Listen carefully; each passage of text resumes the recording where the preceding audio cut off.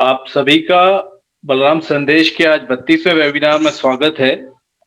जैसा कि आपको विदित है कि हम पिछले 4 से 5 माह से अपना ये वेबिनार सतत रूप से आपके बीच आयोजित करते आ रहे हैं, क्योंकि कोविड की परिस्थितियों ने हमें कुछ ऐसा करने के लिए बाध्य किया कि हम सतत संपर्क में बने रहें, नए विषय के बारे में सभी किसानों को नवाचार से संबंधित, जैविक से संबंधित और अन्य रबी की फसलों से संबंधित जानकारियां देते रहे हैं। और उसी तारतम्य को कंटिन्यू रखते हुए सतत रूप से हमने आज ये कोशिश की है कि आज हम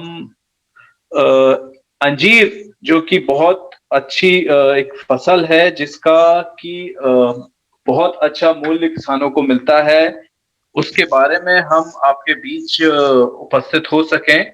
मैं आमंत्रित करना चाहूंगा डॉक्टर देवेंद्र कुमार प्यासी साहब को कि वो आए और संस्था का परिचय दें। Over to you. धन्यवाद सौरभ जी। निश्चित रूप से बलराम संदेश स्वयं को भाग्यशाली मानता है कि आज हमारे साथ एक ऐसे एक्सपर्ट हैं जिनके साथ हम विगत 4 सालों से जो है सीधे संवाद के रूप में स्थापित कर रहे हैं और एक दूसरे को जानकारियों को आदान प्रदान कर रहे हैं। मैं आदरणीय चाचा जी का हार्दिक अभिनंदन करता हूं बलराम संदेश में, और जिनका सानिध्य से में हमारे बलराम संदेश के सबसे वरिष्ठ सदस्यों में से एक हैं और जिनका सानिध्य और आशीर्वाद बलराम संदेश को हमेशा मिलता रहा है। आज अंजीर की खेती अपने आप में, इसके विषय में बहुत ही कम जानकारियां हैं। जो जानकारियां हैं भी वो केवल किताबी हैं। उनको प्रैक्टिकल रूप से बहुत ज्यादा बड़े पैमाने पे बहुत ही कम लोगों ने किया है और उसमें से सफलता अर्जित करना अपने आप में एक टेढ़ी खीर है। जैसा कि मैं जानता हूं कि आदरणीय चौधरी साहब ने बहुत ही इस विषय में गहन अध्ययन किया, बहुत सारी जानकारियों को एक्सप्लोर किया देश से विदेश से, साथ ही साथ नई नई प्रजातियों के जो है उन्होंने जो है पौध इकट्ठा किए और इस अनुसार जो है आज अंजीर की खेती में एक अच्छा अनुभव तैयार किया है। मैं आदरणीय चौधरी जी का स्वागत करता हूं। संस्था परिचय के रूप में हमारा बलराम संदेश जो है वर्ष 2015 में वैज्ञानिकों एवं प्रगतिशील किसानों का एक समूह के रूप में आपसी संवाद के साथ साथ हमारे जो युवा कृषक हैं जो कि खेती को बहुत करीब से बहुत बेहतर तरीके से करना चाहते हैं एवं तकनीकी जानकारियों के अभाव पे वो अपनी खेती को उतना बेहतर तरीके से नहीं कर सकते, तो उसको सूचना प्रौद्योगिकी और उपलब्ध संसाधनों का, जो हमारे पास संसाधन है सूचना प्रौद्योगिकी के, चाहे वो व्हाट्सएप हो, चाहे यूट्यूब हो, चाहे फेसबुक हो, चाहे इंस्टाग्राम हो, इन सभी का समुचित उपयोग करते हुए किसानों के बीच नई नवीन तकनीकी जानकारियों को हम कैसे आसानी से सरल भाषा में, सहज भाषा में पहुंचा सकें, इसी कड़ी को जो है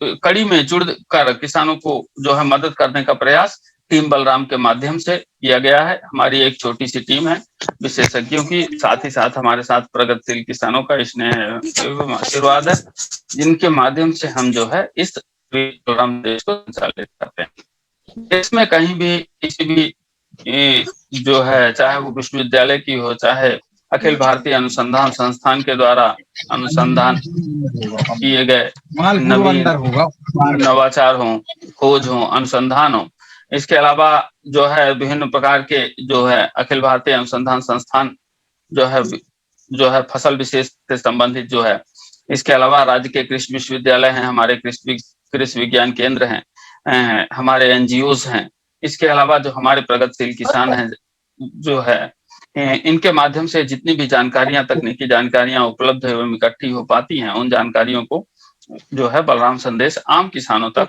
सहज एवं सरल भाषा में प्रस्तुत करने का काम करता है। तो ये बलराम संदेश का परिचय है। मैं डॉक्टर डीके प्यासी वैज्ञानिक हूँ जवाहरलाल नेहरू कृषि विश्वविद्यालय के क्षेत्रीय कृषि अनुसंधान केंद्र में, और मेरा जो मुख्य काम है वो नई प्रजातियों का सृजन करना है अलसी फसल में। तो कुल मिला के मैं तिलहनी फसलों का वैज्ञानिक हूँ, साथ ही साथ कई अन्य परियोजनाओं से संबंधित हूँ। अलसी की हमारे पास 3 परियोजनाएं हैं, साथ ही साथ बीज उत्पादन में भी विश्वविद्यालय की जिम्मेदारियों का निर्वहन कर रहा हूँ। तो ये बलराम का एक सीधा साधा परिचय हुआ, और अब मैं आमंत्रित करता हूँ शिव कुमार जी को कि वो हम आज के हमारे वक्ता आदरणीय आरती चौरे साहब का, जो जिन्हें हम प्यार से चाचा जी के नाम से जानते हैं, उनका जो है परिचय दें, जिससे कि आज का जो है वेबिनार कुछ शुरुआत हो सके। धन्यवाद। हेलो हेलो, शुक्रिया सर। आज का 32वें वेबिनार में जो हमारे गेस्ट हैं श्री राजेंद्र कुमार चौरे जी का बलराम संदेश की तरफ से और अपनी तरफ से भी हार्दिक स्वागत करता हूं। और सर के बारे में तो मैं समझता हूं कि बहुत अनुभव सर को है जैविक खेती और कुछ नए नए खोज करने का। और जो सर के बारे में है, सर मूल निवासी हैं खंडवा मध्य प्रदेश से, और फिलहाल में वडोदरा में रहते हैं गुजरात में। सर ने जो शिक्षा पाई है वो बीए सिविल उज्जैन से किया है, इंजीनियरिंग कॉलेज से 1982 में, और 1984 में गुजरात पब्लिक वर्क्स डिपार्टमेंट में सर्विस की और 2018 में सेवानिवृत्त हुए वहां से। और उसके बाद से फिर जैविक खेती और अंजीर की खेती और इसके साथ साथ जो भी नई नई टेक्निक हैं उन पर काफी कुछ ज्ञान सर के पास में है। तो आज हम उनसे उस ज्ञान से रूबरू होंगे और जो भी पार्टिसिपेंट्स हैं उनका जो अनुभव है उसको हम ग्रहण करेंगे। सर ने जो है बहुत अच्छे से इस ओर काम किया है, तो मैं ज़्यादा समय न लेते हुए सर को आमंत्रित करता हूँ और ये उम्मीद करता हूँ कि आज जितने भी पार्टिसिपेंट्स हैं वो सब लाभान्वित होंगे। Over to you sir, please. जी धन्यवाद शिव सर। जी सर। और डॉक्टर प्यासी साहब को भी मेरा नमस्कार सबको। अंजीर के बारे में आज मुझे आपको थोड़ा सा वेबिनार में बताने के लिए कहा गया है, तो मैं अपनी ओर से पूरी कोशिश करूंगा कि जितना मैं जानता हूं उसमें ज्यादा से ज्यादा मैं सबको शेयर कर सकूं। सबसे पहले हम शुरुआत करते हैं अंजीर के बारे में। अंजीर विश्व के सबसे पुराने फलों में से एक है, जिसका उल्लेख ईसा से 2000 से 3000 वर्ष पूर्व में भी मिलता है। काफी पुराने टाइम से, काफी समय से बहुत ओल्ड एज से इसका उपयोग हो रहा है हमारे भारतीय सभ्यता में भी, और हमारे तीज त्योहारों में भी, डेली रूटीन में भी हमारे इसका काफी उपयोग होता है, मिठाइयों में, आजकल आइसक्रीम में, सब जगह। इस फल के बारे में अगर देखा जाए तो ये फल फल न होकर के पुष्पों की एक संरचना है जो एक कवर के अंदर छुपा होता है, ढका होता है कवर से, जैसे साइकोनियम फ्रूट, साइकोनियम कहते हैं, इसलिए इसको साइकोनियम फ्रूट भी कहा जाता है।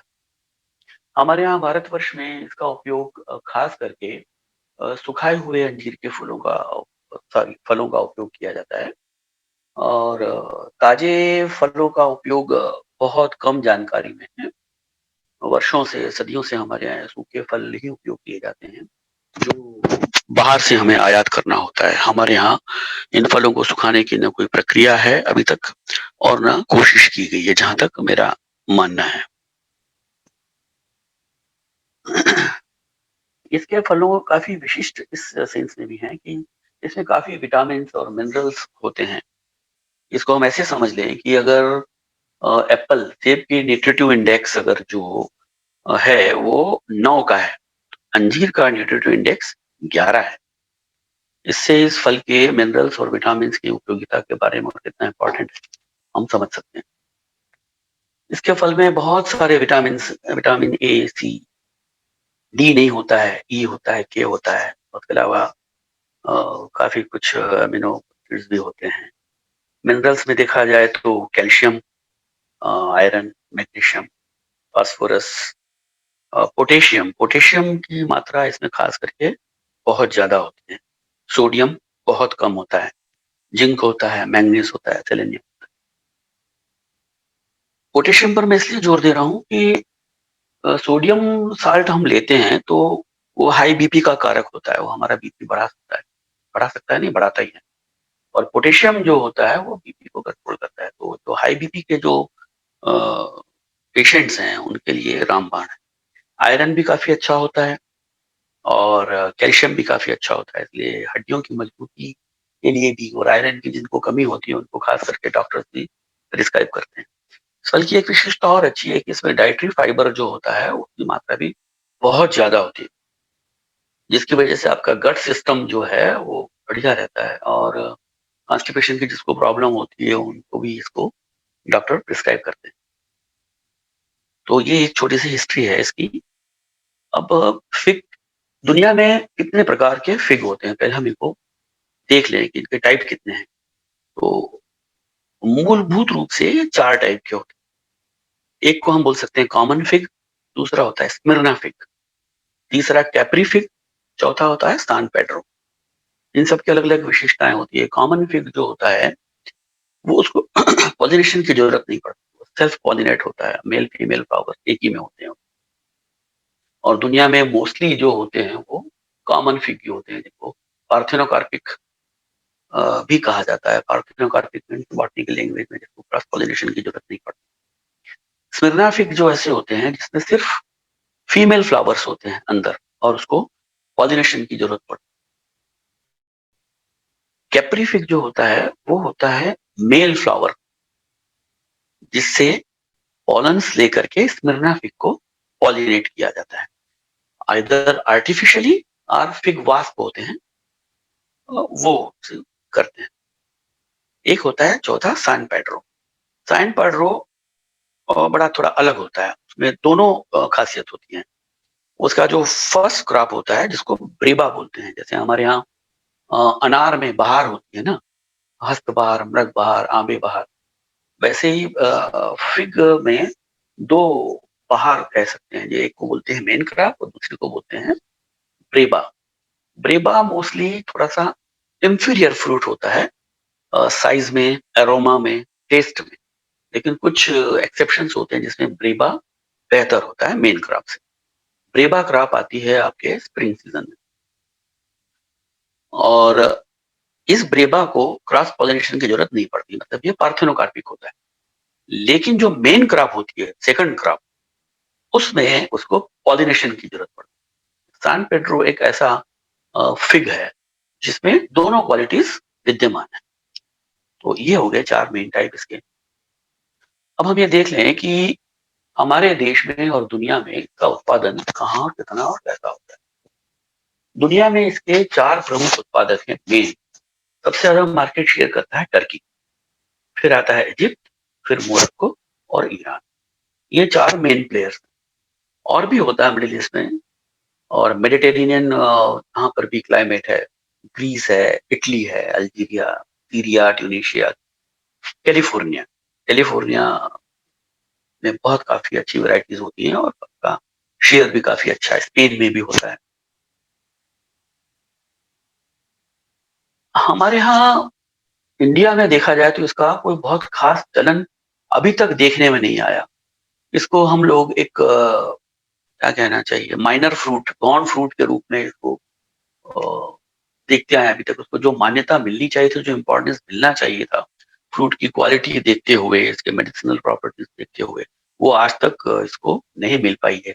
यद्यपि हम लोग सदियों से इसका उपयोग कर रहे हैं, इसके गुणों से माहितगार भी हैं, पता भी है इसमें क्या गुण है, लेकिन अनफॉर्चुनेटली पता नहीं क्यों हमारे यहाँ इसकी खेती को बढ़ावा नहीं मिल पाया। बहुत से कारण हैं, उसमें से मेरे ख्याल से एक कारण ये है कि हमारे यहाँ वेराइटीज का बहुत अभाव है। कुल जहान में 800 वेराइटीज हैं इसकी, अंजीर की 600 से 800 वेराइटी अप्रोक्सीमेटली, लेकिन हमारे यहाँ गिन करके सिर्फ 2 वेराइटी अंडर कल्टीवेशन है काफी समय से, जब से इसका कल्टीवेशन शुरू हुआ है तब से। एक है पूना रेड और एक है जो अभी अभी रिसेंटली मराठवाड़ा कृषि यूनिवर्सिटी ने डेवलप की है, दौलताबाद वेराइटी, वो है दिनकर, जिसका फ्रूट थोड़ा बड़ा होता है, और पूना रेड। बस ये 2 ही वेराइटी हमारे यहाँ। और कल्चरेबल कल्टीवेटेड एरिया भी देखा जाए तो बहुत ज्यादा नहीं है, कुछ हजार हेक्टेयर या एकड़ भी ही सीमित है, और वो भी पार्ट ऑफ कर्नाटक और तमिलनाडु का थोड़ा भाग और महाराष्ट्र का थोड़ा भाग, बस मेनली ये इतना 3 कन्फाइंड जोन में ही इसकी खेती हो रही है। दूसरी हमारे यहाँ की जो वैरायटी है उसमें ये खामी है कि ये टेबल कंजम्पशन के लिए हम यूज कर सकते हैं एज ए फ्रेश फ्रूट। उनको सुखाया नहीं जा सकता, सुखा तो सकते हैं बट वो अप्रोप्रिएट क्वालिटी, उसमें क्वालिटीज नहीं आ पाती, शेल्फ लाइफ कम हो जाती है, टेस्ट चेंज, कलर चेंज हो जाता है। इसलिए हमारे यहाँ इसकी बहुत कम उत्पादन क्षमता है, और सूखा फल हमको 100% बाहर से लाना होता है। अब इसको उगाने के लिए मेरी आवाज आ रही है सर प्लीज? Hello hello. हाँ सही आ रही है। हाँ जी हाँ जी। जी। तो अब हम इसको देख लें कि ये इसको उगाने के लिए किस क्लाइमेट की जरूरत होती है और कौन सा इसके लिए सबसे ज्यादा सुटेबल है। अंजीर हॉट और एरिड जोन का फल है। गर्म और शुष्क वातावरण जहां हो वहां के लिए ये सुटेबल होता है। और हमारे यहाँ इंडिया में भी, भारतवर्ष में ऐसे काफी बेल्ट हैं जहां पर ये बड़ी आसानी से उगाया जा सकता है, क्योंकि वहां का क्लाइमेट इसको अनुरूप है। फल जब पकने की अवस्था में होता है तब इसको उच्च तापमान की जरूरत होती है। कम तापमान में फल की वो क्वालिटी नहीं आ पाती।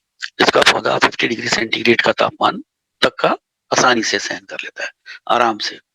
हालांकि ज्यादा तापमान होने पर फलों की गुणवत्ता पर असर पड़ सकता है।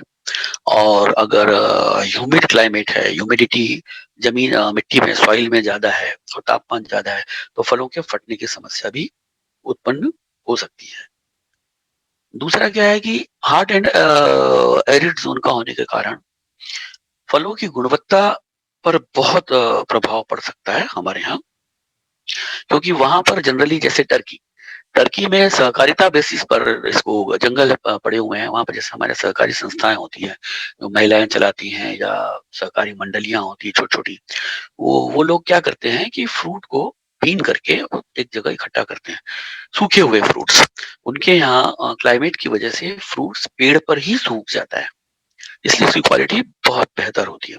हमारे यहाँ फ्रूट अगर हम पेड़ पर सुखाने जाएंगे तो ह्यूमिडिटी की वजह से उसमें फंगस आने की संभावना क्या, फंगस आई जाएगी, उसको हम सुखा नहीं सकते। ये हमारी लिमिटेशन है इंडिया में, शायद इसलिए भी इसके कल्टीवेशन को इतना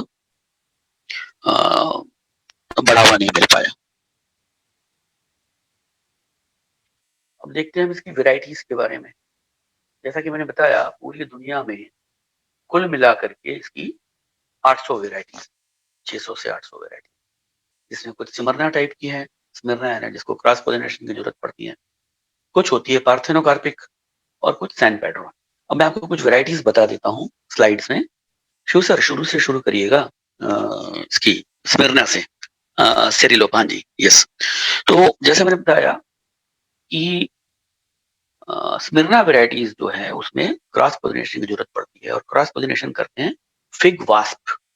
अनफॉर्चुनेटली हमारे यहाँ इंडिया में फिग वास्प है ही नहीं। आप ये जो फ्रूट देख रहे हैं स्लाइड में, ये अंजीर के फ्रूट में एक बीच में छोटा सा छेद होता है, होल होता है, तो ऑस्टियोल बोलते हैं। इसी ऑस्टियोल से फिग वास्प अंदर जाता है और पॉलिनेशन करता है। तो दुनिया की बेस्ट वेराइटीज जो होती हैं वो स्मिर्ना वेराइटीज हैं, जो सुखाने के लिए ज्यादातर काम में ली जाती है। ये टर्की की वेराइटी है सेरिलोप। इसका सूखा हुआ फल नीचे, इशू सर नेक्स्ट स्लाइड थोड़ा आगे बढ़ा दीजिए प्लीज। हाँ, ये सेरिलोप का सूखे हुए फ्रूट्स हैं जो पेड़ पर ही सुखाए गए हैं। और नेक्स्ट प्लीज। दूसरा है ये सेरिजेबेक, ये भी टर्की की वैरायटी है। ये सुखाने के लिए बेस्ट है, स्मिर्ना वैरायटी है। इसके अंदर का शायद इनसाइड भी बताया हुआ होगा, आगे प्लीज नेक्स्ट नेक्स्ट। नहीं बताया है। ये है बुरसा ब्लैक, ब्लैक वाला, हाँ बुरसा ब्लैक। ये विश्व का ताजे फलों का सबसे बढ़िया फ्रूट है, बुरसा ब्लैक। साइज भी बहुत बड़ा होता है इसका, और ये भी स्मिर्ना है। नेक्स्ट, बारडेडिक, ये भी स्मिर्ना वैरायटी है, सुखाने के लिए बेस्ट है, और टॉप क्वालिटीज में से ये सारी टर्किश वैरायटीज हैं। बारडेडिक का इनर साइड शायद बताया, हाँ, ये अंदर से देखने पर, इसको जब फल हम तोड़ेंगे तो अंदर से ऐसा दिखाई देता है बारडेडिक। अब हम देखेंगे पार्थेनोकार्पिक। पार्थेनोकार्पिक फ्रूट्स वो होते हैं अंजीर जिनको क्रॉस पॉलिनेशन या फिग वास्प की जरूरत नहीं पड़ती, वो सेल्फ पॉलिनेटेड होते हैं। दूसरी फाइल सर, शू सर, दूसरी फाइल को बता दीजिए प्लीज। पार्थेनोकार्पिक लिखा होगा, Shiv sir. Hello hello Shiv sir, hello. हाँ कर रहा हूँ सर, कर रहा हूँ। हाँ, कोई बात नहीं।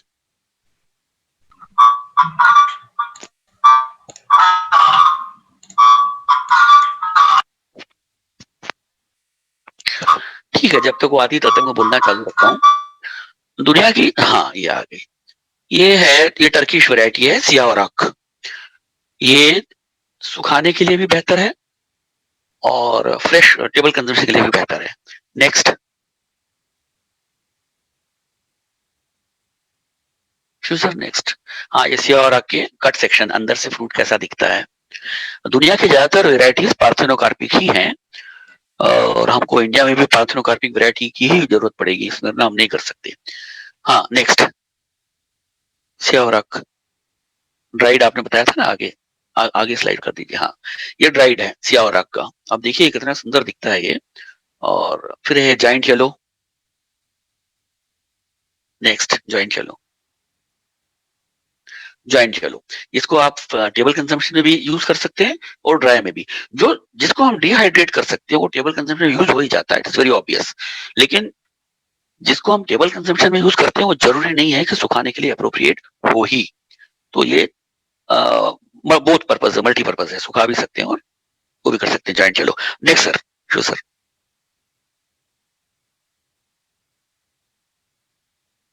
हाँ डुमनाली कारा। नेक्स्ट, ये सब सारी पार्थेनोकार्पिक बेस्ट वैरायटीज हैं, टर्किश वैरायटीज हैं सारी।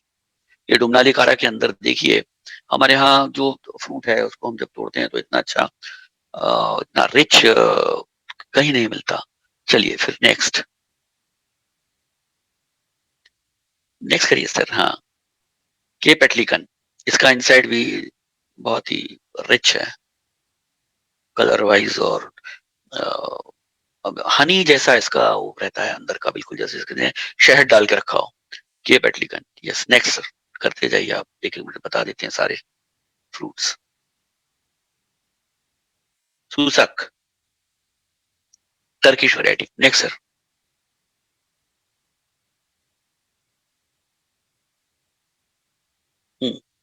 कोरवो, ये सारी टर्किश वैरायटीज हैं। नेक्स्ट सर, ये कोरवो का इनसाइड कट सेक्शन का अंदर से कैसा दिखता है। यस सर, नेक्स्ट सर,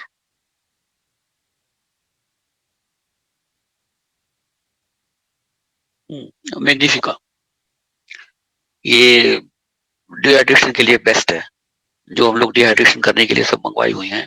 एरबे, हाँ एरबे ठीक है सर, नेक्स्ट चलेगा। एरबे, ये फ्रेश और ड्राइड डिहाइड्रेशन के लिए बेस्ट है। Yes sir, next. Black Donno, ये भी दोनों पर्पज मल्टीपर्पज है। नेक्स्ट सर, हाँ ये है मार्टिन एंका रेमाडा, ये स्पेन की, नेक्स्ट, हाँ स्पेन की वैरायटी है। इसमें क्या है कि फ्रूट में ग्रीन पट्टियां होती हैं, लेकिन जब ये मैच्योर हो जाएगा तब ये इसकी धारियां निकल जाती हैं। नेक्स्ट सर, खुर्तमानी। नेक्स्ट सर, हाँ ये खुर्तमानी वैरायटी है, ये मिडिल ईस्ट की वैरायटी है और बहुत बड़ा होता है। बस अभी यहीं पर, यहीं तक। और भी दूसरी बहुत सारी वैरायटीज होती हैं, जैसे व्हाइट एड्रियाटिक है, ब्लैक मिशन है। ब्लैक मिशन वैरायटीज जो है वो दुनिया की one of the sweetest varieties में से एक है ब्लैक मिशन, है ना। ब्राउन टर्की है, कडोटा है। कडोटा को इटली में डोटाटा बोला जाता है, नाम चेंज हो जाते हैं। जैसे सबसे पहले मैंने आपको बताया था टर्किश वैरायटी सेरिलो, वो हो जाती है कैलीमिर्ना, कैलिफोर्निया में उसको कैलीमिर्ना कहा जाता है। अलग चीज एक ही है लेकिन नाम कंट्री के हिसाब से अलग अलग हो जाते हैं। डेजर्ट किंग है, सेलेस्ट है, शिकागो हार्डी वगैरह है। अच्छा, इसकी फल की एक खासियत ये है कि 50 डिग्री सेंटीग्रेड से लेके -4 डिग्री सेंटीग्रेड का भी टेम्परेचर की इसमें वेराइटीज हैं। मतलब आप इसको ठंडे प्रदेशों में उगा सकते हैं, शीतोष्ण में भी में भी उगा सकते हैं, समशीतोष्ण में उगा सकते हैं, और एरी और hot and airy arid zone में भी उगा सकते हैं। अलग अलग वातावरण के लिए अलग अलग बहुत सारी इसकी वेराइटीज। जैसा मैंने बताया हमारे यहाँ खाली दिनकर और पूना वेराइटी। अब इसको किस वेराइटी किस सॉइल में उगाया जाए। वैसे तो इसको हर तरह की मिट्टी में उगाया जा सकता है, लेकिन डीप सॉइल कम से कम 90 से 120 सेंटीमीटर डेप्थ की सॉइल, और प्राइम कंडीशन उसके लिए ये है कि सॉइल वेल ड्रेन्ड होना बहुत जरूरी है, और वाटर होल्डिंग कैपेसिटी भी उसकी ठीक ठाक होनी चाहिए, क्योंकि अंजीर के पौधे का सबसे बड़ा दुश्मन है स्टेगनेंट वाटर। पानी अगर उसमें रखा है, पड़ा रहा है, तो वो वैसे भी हम देखते हैं नेचर में, हम लोग सब जानते हैं खेती करने वाले कि प्रकृति में जो वनस्पति है जो लेटेक्स एक्सक्यूट करती है, जिसमें से दूध निकलता है, उसकी पानी की रिक्वायरमेंट और खाद की रिक्वायरमेंट बहुत कम होती है और वो तापमान को, अधिकतम तापमान को सहन करने में सक्षम होती है। तो इसका भी ऐसा ही, ये भी लेटेक्स एक्सक्यूट करता है और इसकी भी पानी और खाद की जरूरत बहुत कम होती है, इसलिए इसकी खेती बड़ी प्रॉफिटेबल है। वो मैं आगे थोड़ा सा आपको समझाऊंगा। और मिट्टी का पीएच 5.5 से 9 तक के पीएच में, बड़ी वाइड रेंज में ये उगाया जा सकता है। और आइडियल पीएच इसके लिए 7 से 8 है, जिसमें बहुत अच्छी तरह थ्राइव करता है, बट 5.5 से 9 तक भी हम उगा सकते हैं। अब इसका प्रोपेगेशन देख लेते हैं। तो प्रोपेगेशन में ये 3-4 तरफ से उसका प्रोपेगेट कर सकते हैं हम। एक तो कटिंग, 9-10 इंच की कटिंग हमारी, लगभग 1-1.5 सेंटीमीटर मोटी, हमारी उंगली के साइज की, और उससे आराम से उग जाता है। एयर लेयरिंग कर सकते हैं, बडिंग भी होती है इसकी, और टिश्यू कल्चर भी से भी इसको प्रोपेगेट कर सकते हैं। सीड से भी होता है, बट वो सीड से फिर फ्रूट आने में बहुत टाइम लगता है। मदर प्लांट में जो फ्रूट होता है वैसा है कि नहीं, उसकी कोई गारंटी नहीं होती। और इसको कटिंग या इसको प्रोपेगेशन करने का सबसे बढ़िया टाइम है जनवरी फरवरी या जुलाई अगस्त। तो आपका एरिया के तापमान और मौसम के हिसाब से उसको हम कर सकते हैं। तो फार्मिंग में इसकी जो प्लांटेशन डिस्टेंस है, जैसा अभी मेरे फार्म का स्लाइड अभी लगा हुआ है, ये जो हमने उगाया हुआ है ये ब्राउन टर्की वैरायटी है। ये दुनिया की टॉप 25 वैरायटीज में से एक है। इसको आप फ्रेश भी कंज्यूम कर सकते हैं और डिहाइड्रेशन के लिए भी ये बेस्ट है। तो इसके प्लांटेशन के लिए कम से कम 10 फीट बाई 10 फीट के अंतर पर इसको हम लगा सकते हैं। पौधे से पौधे और लाइन से लाइन 10 बाई 10 या 12 बाई 10, ज्यादा अंतर पर भी इसको लगाया जा सकता है। लेकिन फिर क्या होता है कि प्लांट बहुत बड़ा हो जाता है, ऊंचा हो जाता है, तोड़ने में इसको फ्रूट को मुश्किल होती है। और दूसरी दिक्कत यह है कि फ्रूट्स के जो फ्रूट्स होते हैं वो 2 सीजन में बड़े अलग-अलग तरीके से आते हैं। इसलिए इस फ्रूट की प्रूनिंग मैंडेटरी है, जरूरी है, आपको प्रून करना ही है, नहीं तो उसकी आपकी जो यील्ड है उस पर असर पड़ेगा और आपको फलों का मतलब उत्पादन में भी नुकसान हो सकता है, नहीं होगा ही होगा। तो इसको जब लगाते हैं तो 2 foot by 2 foot by 2 foot का गड्ढा खोद करके उसमें बढ़िया FIM भर के, आपको जो भी खाद डालना है इसको 1 महीने पहले तैयार करके फिर जनवरी फरवरी में या जून जुलाई में इसको आप लगा सकते हैं। पानी की सुविधा हो आपके पास, मई जून में भी लगाया जा सकता है रूटेड प्लांट। सिर्फ बहुत ज्यादा सीवियर ठंडी हो वो सीजन में इसको अवॉइड करना चाहिए, क्योंकि इसके प्लांट डॉर्मेंसी में चला जाता है। मैन्योर्स और फर्टिलाइजर्स के अगर हम देखें इसको, तो पौधे की उम्र से इसकी हिसाब से खाद और को जो मैन्योर्स हैं वो हम दे सकते हैं। लेकिन जैसा मैं करता हूँ, मैं केमिकल यूज नहीं करता, इसलिए केमिकल की अनुशंसा मैं कर भी नहीं पाऊंगा, कितना लगता है आई डोंट नो।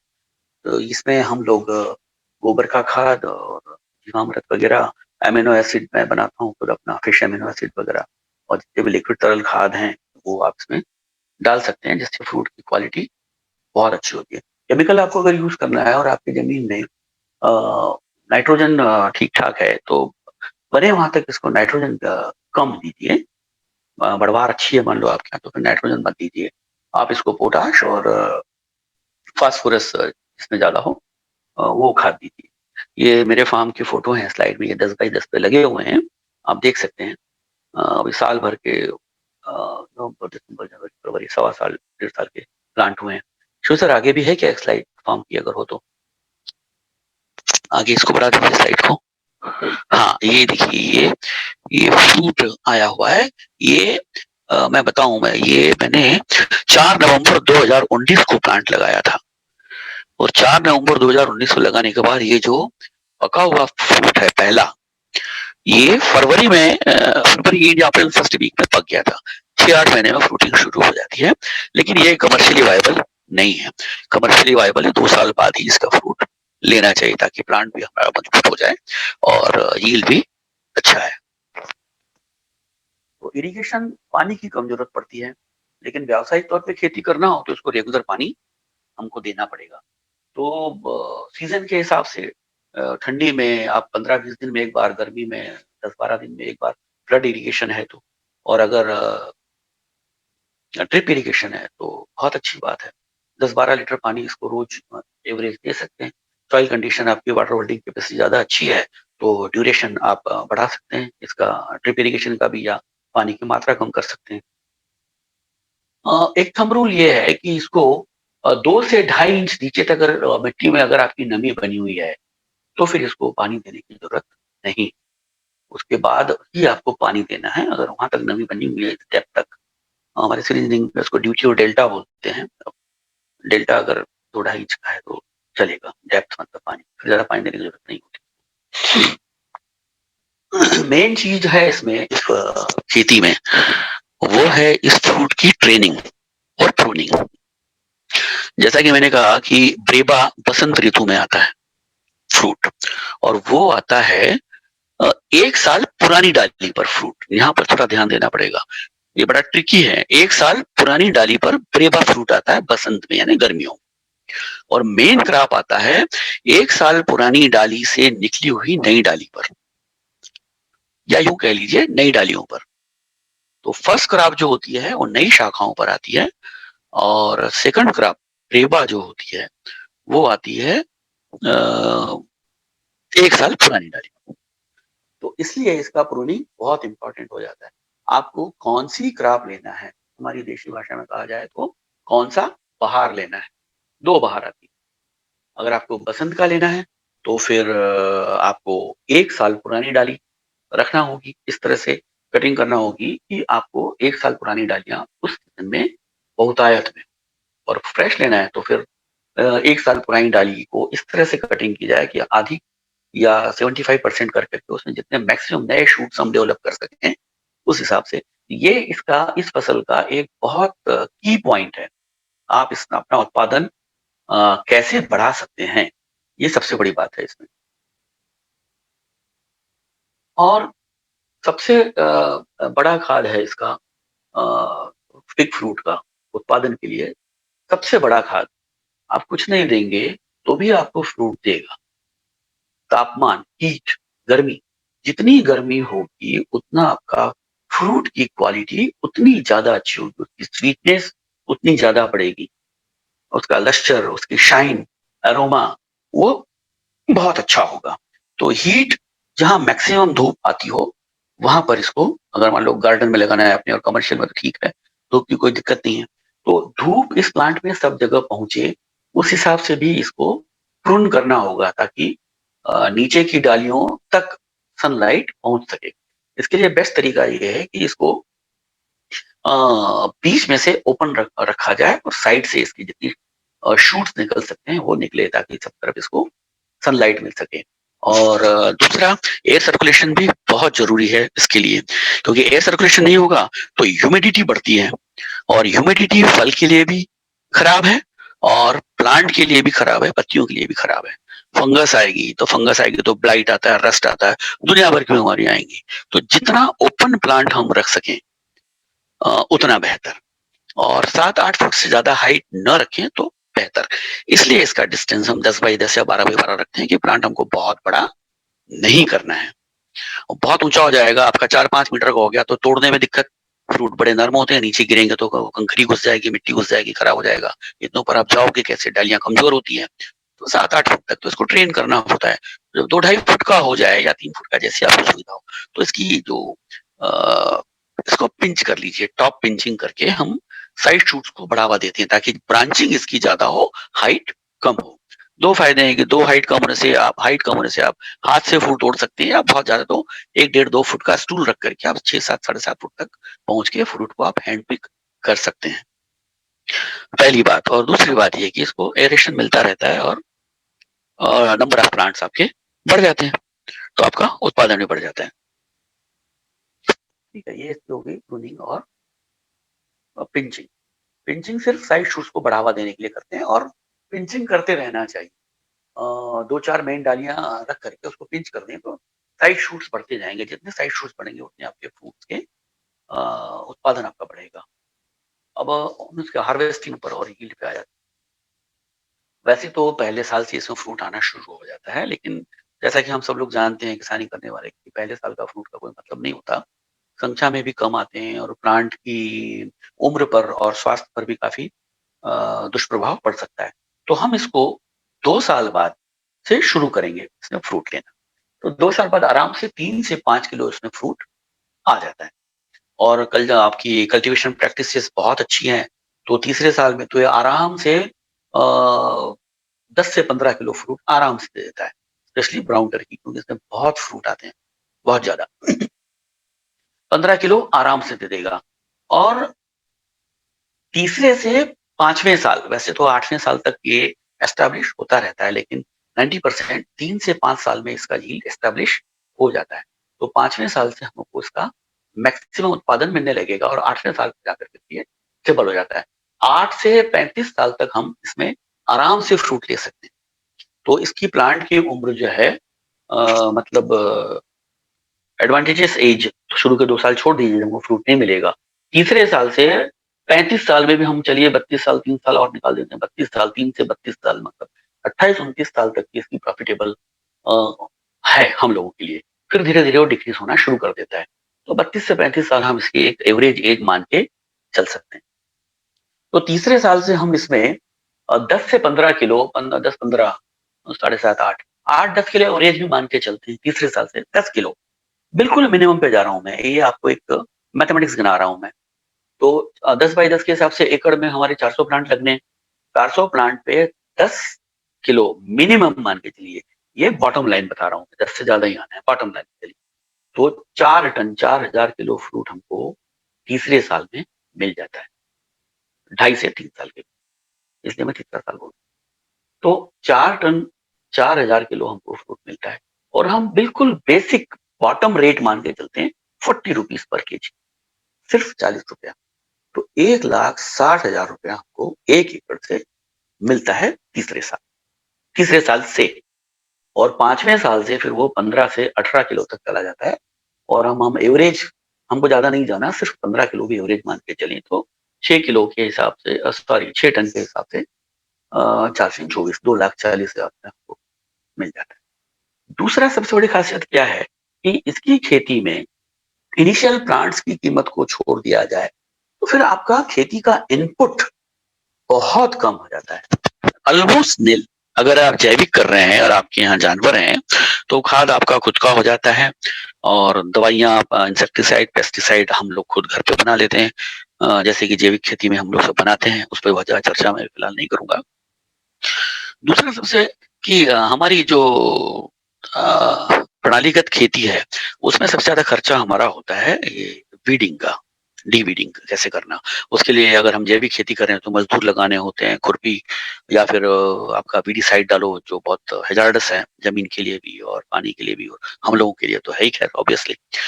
तो 10 बाई 10 के अंतर से लगाने से क्या है कि आप एक मिनी ट्रैक्टर लगा दीजिए और आपको दांती लगाना हो तो दांती, रोटावेटर लगाना हो तो रोटावेटर, 1 महीने 1.5 महीने में आप आराम से इसको घुमा दो तो बड़ी आसानी से आपका वीड निकल जाता है।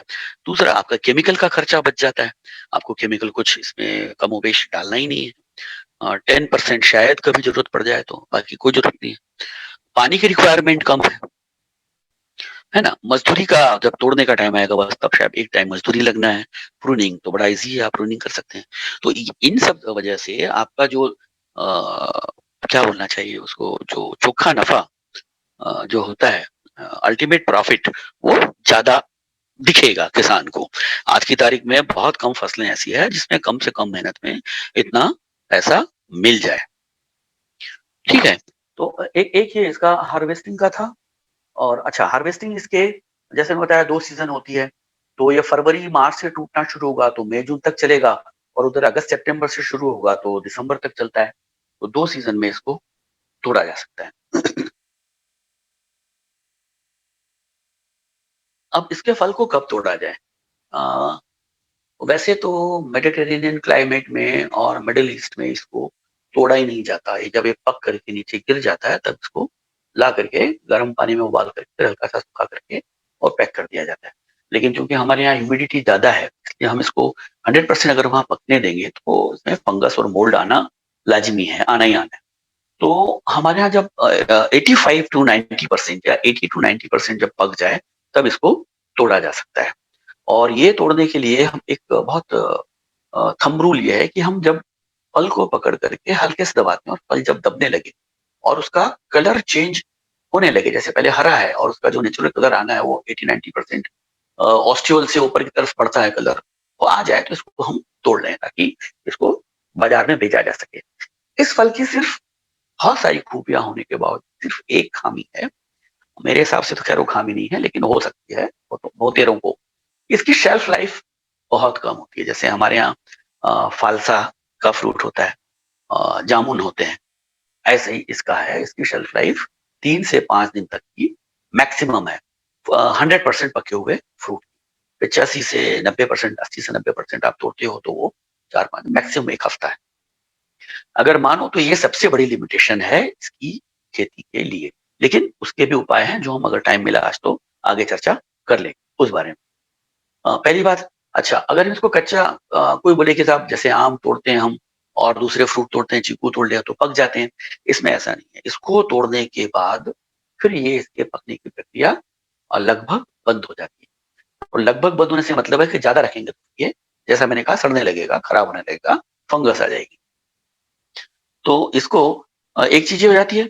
और कच्चा फूल अगर आपने तोड़ लिया तो इसमें जैसा जो लेटेक्स होता है ना, उसकी वजह से एक तो आप इसको दांत लगाएंगे तो आपके होंठों में चिपचिपा वो सब आएगा, और का टेस्ट बहुत गंदा और गमी होता है, कोई खाएगा नहीं इसको।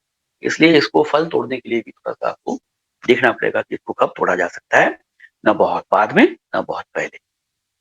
ठीक है।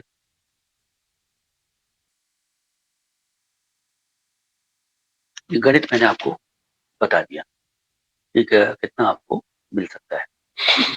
खेती प्रैक्टिस भी बता दी कि भाई इनपुट बहुत कम लगता है। अब इस फल की उपयोगिता देख ली जाए, मेडिसिनल वैल्यू जैसे बताया, सेब से ज्यादा इसके न्यूट्रिटिव इंडेक्स है। सेब का, एप्पल का 9 है तो इसका 11 है, अंगूर का 6 है तो इसका 11 है। तो देखिए एक तो इसमें फाइबर, जैसे मैंने बताया शायद पहले कि इसमें फाइबर बहुत ज्यादा है तो हमारे गट सिस्टम के लिए, डाइजेस्टिव सिस्टम के लिए बहुत अच्छी और डाइजेस्टिबल फाइबर है, तो ये बहुत कब्ज दूर करने में सहायक होता है। पोटेशियम अधिक होने से मैंने बताया कि बीपी में राहत होती है, बीपी के पेशेंट के लिए बहुत अच्छा होता है। उच्च मिनरल क्षमता वाला है तो आपकी एनर्जी लेवल को भी ये मेंटेन रखता है, बढ़ाता है। इसके पत्तों की चाय भी बनाई जा सकती है जो डायबिटिक पेशेंट्स के लिए बहुत लाभकारी होती है। अच्छा, दूसरा एक बहुत इंटरेस्टिंग बात यह है कि आजकल जो वेगन का चर्चा चली है, वेगन लोग होते हैं इसके फ्रूट को खाना पसंद नहीं करते। उनका कहना ये है, एक डिबेट है इस बारे में कि भाई से जो वास्प जाता है वो वास्प वहां मर जाता है, पॉलिनेशन करके वहीं मर जाता है वो, उसकी डेड बॉडी वहीं पड़ी होती है। तो हमको भी लगता है कि भाई इसके अंदर तो वास्प है मरे हुए, हम इसको कैसे खा लें। देखिए कुदरत कितना इंतजाम करके रखती है, अपनी हर चीज कितने करीने से बना करके रखती है। इसके अंदर किसिन करके एक वो होता है, सॉरी क्या होते हैं, एंजाइम। जैसे पपीते में पपैन होता है, वैसे इसमें एक एंजाइम होता है और वो एंजाइम जो है फिसिन फिसिन बोलते हैं, आइसिन या फिसिन जो भी प्रोनाउंसिएशन हो। वो क्या करता है, इसकी डेड बॉडी को प्रोटीन में कन्वर्ट कर। तो जैसे पपैन होता है, पपीते का लेटेक्स, तो जितने भी ये लेटेक्स होते हैं ये क्या करते हैं कि फैट को या मांस को ये कन्वर्ट कर देते हैं प्रोटीन। तो वो उसकी डेड बॉडी को प्रोटीन में कन्वर्ट कर देता है और पूरा उसको सॉल्युबल कर देता है, सॉल्युबलाइज हो जाता है। वो फिग का वहां वास्प का नामो निशान नहीं होता और वो प्रोटीन फिग ट्री कंज्यूम कर लेता है। ये कुदरत की एक बड़ी अनोखी व्यवस्था है जिसको हम समझ सके तो अच्छी बात है। दूसरी बात यह है कि मैं उसमें पॉइंट में बताना भूल गया था कल्टीवेशन प्रैक्टिसेस में कि ये हाई टीडीएस को भी सहन कर लेता है और कुछ नमकीन खारी जमीनों, कुछ हद तक खारी जमीनों पर भी इसको उगाया जा सकता है, जो इसका बहुत बढ़िया उसकी पॉइंट है, उगाने के लिए बहुत अच्छा है। अब मेडिसिनल प्रॉपर्टीज भी मैंने बता दी, सब कुछ बता दिया। अब इसके रह गए पेस्ट बीमारियां, डिसीजेस बीमारियां और इसके क्या बोलना चाहिए, पेस्ट इंसेक्टिसाइड को, कीड़े वगैरह को नुकसान पहुंचा सकते हैं। तो पेस्ट में इसके वैसे तो बहुत रेगुलर खास कुछ है नहीं, जैसे लीफ रोलर्स होते हैं, फिग मोथ होते हैं, थ्रिप्स होते हैं, स्केल माइट्स होती हैं, फ्रूट फ्लाइज होती हैं, विनेगर फ्लाइज होती हैं। लेकिन इन सब में सबसे ज्यादा जो इसको प्लांट को नुकसान पहुंचाते हैं वो होते हैं स्टेम बोरर। स्टेम बोरर अगर प्लांट में लग गया अंजीर में, तो आपका पेड़ गया ही समझिए। उसके बहुत कम उपाय हैं और बहुत लेबोरियस उपाय हैं। तो उसका सबसे बचाने का सबसे अच्छा तरीका है कि जो स्टेम बोरर के जो बीटल्स होते हैं वो गर्मियों की शुरुआत में और गर्मी के सीजन में पेड़ के तने के पास, मतलब जड़ के पास जो तना जमीन से लगा हुआ भाग होता है, वहां पर वो एग्स ले करते हैं। तो उसको बचाने का सिर्फ यही एक तरीका है।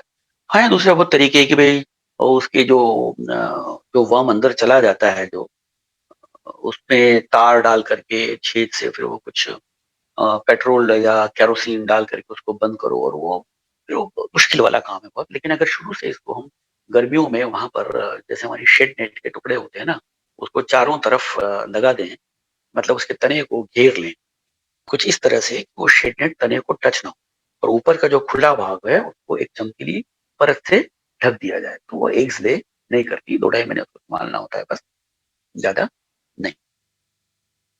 और डिसीजेस में कॉमन जैसे रस्ट होता है, ब्लाइट होता है, मोजेक आ जाता है, नेमेटोड की एक प्रॉब्लम होती है, और एक प्रॉब्लम हो सकती है सोरिंग ऑफ फ्रूट। नेमेटोड्स को तो जैसे हमको पता है कि रेतीली जमीन में होगा तो नेमेटोड आ सकता है, या प्लांट के साथ नेमेटोड आ जाए तो हम जैविक उपाय हैं उसके। और रस्ट वगैरह के लिए तो ब्लाइट के लिए आप कॉपर बेस्ड फंगिसाइड, जैसा हमारा कॉपर कैल्शियम के संयोजन से बनाते हैं हम, नाम हमेशा भूल जाता हूँ याद। तो उसको हम स्प्रे कर सकते हैं, और उसके तने पर भी लगा सकते हैं 1% या 2% कंसंट्रेशन का कॉपर सल्फेट, और पीने के पानी से हमेशा मैं नाम भूल जाता हूँ, उसके तने को हम बोर्डो में हाँ बोर्डो पेस्ट आप इसके तने को लगा सकते हैं, जिससे उसको काफी सहायता मिलती है। सोरिंग, हाँ सोरिंग क्या है, कुछ यीस्ट की वजह से जब ये अंदर जाते हैं फिग वास्प, तो वो यीस्ट डेवलप करते हैं, जिसकी वजह से अंदर का जो उसका गूदा होता है वो पानी जैसा हो जाता है, और ऑस्टियोल से वो पानी बाहर निकलने लगता है, जिसकी फर्मेंटेड स्मेल बहुत गंदी आती है। लेकिन वो हमारे यहाँ प्रॉब्लम नहीं है, फिग वास्प है नहीं हमारे यहाँ, और जहाँ वास्प होती है वहां भी कभी कभार प्रॉब्लम आती है। लेकिन चूंकि इसका उल्लेख करना जरूरी था, होता है, इसलिए इसको बता दिया मैंने। अब और तो मैं इसमें क्या बता दूं, एंथ्रोकनोज भी इसमें डिसीज में एक एंथ्रोकनोज भी आ सकती है, जिसके कारण पत्तियों पर काले और भूरे रंग के धब्बे बन जाते हैं। इसको फंगीसाइड से कंट्रोल किया जा सकता है, और अगर ज्यादा हो जाए तो फिर जहां जहां इसका उपद्रव हो उतनी चीजें काट करके आप जला दीजिए। और रस्ट के लिए मैंने बताया कि ये आपका बोर्डो पेस्ट और बोर्डो लिक्विड भी हम यूज कर सकते हैं। फिग मोजेक आता है, वो वायरस की वजह से होता है। वायरस कंट्रोल करने के लिए हमको माइट्स को रोकना होगा, इस कारण वायरस ना आ जाए। वायरस के कारण इसके पत्ते जो ग्रीन होते हैं उसमें थोड़े से पीले पैचेस जैसे दिखने लगते हैं, तो या तो फिर उनको पत्तों को आप जला दीजिए, दूसरा कोई उसका उपाय नहीं है। दूसरी भी होती हैं, जैसे एंडोप्सिस होते हैं, एस्पेरोजिसिस होती है, फोमोसिस होती है, लेकिन हमारे यहाँ इतना ज्यादा कुछ उनका चलन है नहीं। तो मेरे ख्याल से मेरे हिसाब से मैं अपना सारा सब कुछ बता चुका हूँ।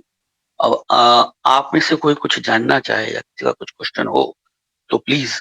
पहले मैं स्लाइड्स थोड़ा सा शुरू सर एक बार आखिरी हमने चीज जो बता दी क्या, स्लाइड्स एक बार क्या है कैसा है।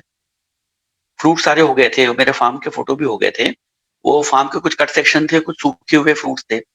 तो वैल्यू एडिशन के लिए तो बताने का टाइम नहीं है, लेकिन एक लाइन में बता देता हूँ। इनको सुखाने के लिए हम लोग प्रयत्नशील हैं, और मैंने कुछ फ्रूट सुखाए हैं उनके, आप लोग चाहें तो मैं आपको बता देता हूँ यहाँ पर, और नहीं तो फिर नेक्स्ट टाइम हम लोग देख लेंगे। इसको सुखा करके इसका वैल्यूएशन किया जा सकता है। इसके जिम, हाँ ये देखिए, जैसे ये मैंने आनंद एग्रीकल्चर यूनिवर्सिटी में जाकर के अलग अलग, जैसे फ्रूट लिया था तो फ्रूट को नेचुरल फ्रूट को सुखाया गया था, फिर एक एक बैच ऐसा जिसको ब्लांचिंग किया गया था, एक बिना ब्लांचिंग का था। ब्लांचिंग में भी एक फ्रूट ऐसा था जिसको हमने पंच किया था, एक विदाउट पंचिंग था, एक ब्लांचिंग प्लस ऑस्मोटिक सॉल्यूशन का था, एक सिर्फ ऑस्मोटिक सॉल्यूशन का था। तो बहुत सारे परम्यूटेशन और कॉम्बिनेशंस करके इनको सुखाया गया था। ये वो है। और वो फार्म के फ्रूट शिव सर एक बार बता दीजिए, वो हाथ लगा हुआ है, वो अगर आ जाए तो थोड़ा सा चलिए ठीक है। हाँ ये देखिए, ये फ्रूट देखिए, हाँ ये ब्राउन टर्की का फ्रूट है जो मेरे फार्म पे फोटो थे, वो मैंने बताया ये है। और ये उसका कट सेक्शन है, नीचे नीचे इसको काटा गया है। नीचे की साइड बता दीजिए सर। हाँ ये जो है ये कट सेक्शन है, देखिए आप अंदर का कलर, बाहर का कलर कैसा है, और बाहर का कलर क्या है। ये ब्राउन टर्की वैरायटी। ठीक है सर, थैंक यू, आप लोगों ने मेरे को इतना सुना और मुझे बड़े धैर्यपूर्वक सुना, मुझे टाइम दिया। हालांकि बहुत सी चीजें अभी बाकी रह गई, लेकिन समय को देखते हुए मैं इसी पर विराम देना चाहूंगा। फिर कभी अगर टाइम मिला तो हम लोग इसके डिहाइड्रेशन पर और वैल्यू एडिशन पर, वैसे बता देता हूँ, वैल्यू एडिशन में हम इसके डिहाइड्रेट नहीं करना हो, जैम बना सकते हैं, जेली बना सकते हैं, सन ड्राई करके इसका पाउडर भी बनाया जा सकता है। और मैकेनिकल ड्राइंग होती है, तो वो ड्राई करके फिर हम उसको, जैसे बाहर से हम खरीद के लाते हैं, वैसे उसको या तो एज ए होल फ्रूट भी रख सकते हैं, जैसा नेचुरल साइज होता है वैसा, या फिर उसको प्रेस करके मूंज की रस्सी में पिरो करके भी उसको हम दे सकते हैं। अभी मैं इसी पे काम कर रहा हूँ और 80% सक्सेस रेट है। जो फ्रूट आपने देखे वो काफी अच्छी क्वालिटी के हैं। अभी हम थोड़ा सा और करना चाहेंगे और अगले साल तक हम इसमें आशा है कि सक्सेसफुल हो जाए। धन्यवाद आप सबका।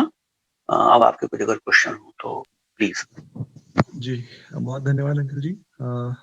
आप सभी के माइक अभी ऑन कर दिए गए हैं और आप सभी से अनुरोध है, पहले आप अपना परिचय देंगे, किस क्षेत्र से हैं और आप क्या करते हैं, और फिर आपके सवाल आते हैं। स्वागत है। सुखिंदर जी आपका माइक ऑन है, आप कोई सवाल रखिए, आपका रेज हैंड है।